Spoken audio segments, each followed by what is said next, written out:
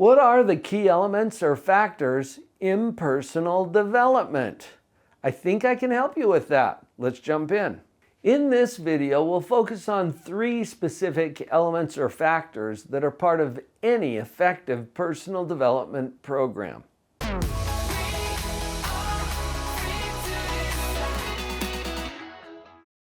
And the first of those is self-awareness and clarity. Personal development really starts with knowing yourself, being aware of your motivations, your desires, what it is that you want to accomplish. It's understanding your own patterns and then being willing to ask the deeper questions like, what do I want and why do I want that? This is also a phase of personal development where we get to dig into our core values, asking questions like, why does this matter to me? And this process is not for the weak of heart, because this level of self-honesty can be a little frightening. I've also found that when people are willing to do it, it's extremely liberating. And without the clarity that comes from asking some of these hard questions, personal development tends to be more haphazard or lacking in focus. When you become clear and get laser focused on your own values and reasons, you can experience transformations that are powerful and lasting. There's an interesting paradox here when it comes to self-awareness, because at some metaphysical level, we cannot observe ourselves. We can only see results or reflections or images. You can't look yourself in the eyes, for example. When you look in a mirror, you're looking into a reflection because your eyes are the instrument with which you see. And you can't observe yourself at that level. What this means is that we get to be open to input and feedback from those around us. I remember in one of the first coaching programs that I engaged in, my coach had me do an exercise where I reached out to several people who knew me well, and they had to know me for years in order to qualify for this particular exercise. I sent them a letter, basically, that said, what have you noticed about me? What do you see in me? What do you see me doing well? What is it that you feel are some of my weaknesses? Very raw questions. And I was a little afraid of what I'd get back. The experience that I had, however, was very empowering and enlightening. Yes, they saw some of my weaknesses, many of which I was already painfully aware of. And they said things to me and about me that I kind of secretly hoped were true, but I hadn't dared before that to own. The process of personal development is often fraught with these kinds of dilemmas because there's the fear of knowing, but then there's the relief that can come when we find out that some of the things that we hope are true about us, the good things, actually are observable by other people. You'll notice as we get into these factors of personal development that it entails and requires often something that we call metacognition. Metacognition is a psychological term that can be a little complicated, but when you break it down, cognition means thinking. Metacognition is a higher level. It's thinking about thinking. And when we go to this level, it gives us a level of self-awareness that we can't have without it. We get to watch and observe and start to steer and control our own thinking. And either you drive your thoughts or your thoughts drive you. That's why this element is so essential anytime we launch into a personal development endeavor.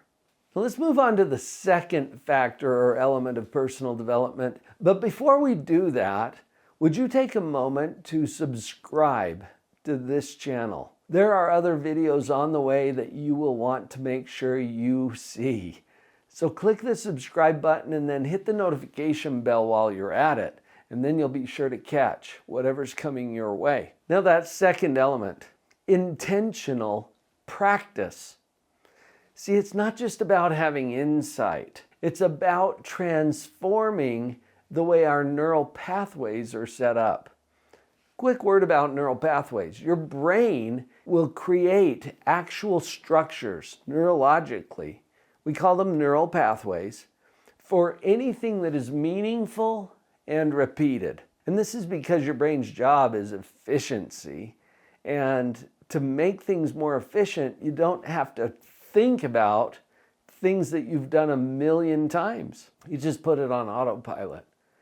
I remember when I was younger, my mom had put me into piano lessons. And I'm so grateful now that she did. I wasn't always appreciative when I had to get up at 6 a.m. to practice. But in practicing the piano, I was able to train my brain to do certain things automatically. I used to enjoy playing ragtime. Still do, actually. Scott Joplin and some of the really loud, fast, messy piano pieces that are so fun to play and almost impossible to play at first until you program and practice and get your fingers into the rhythm. Sometimes we talk about muscle memory.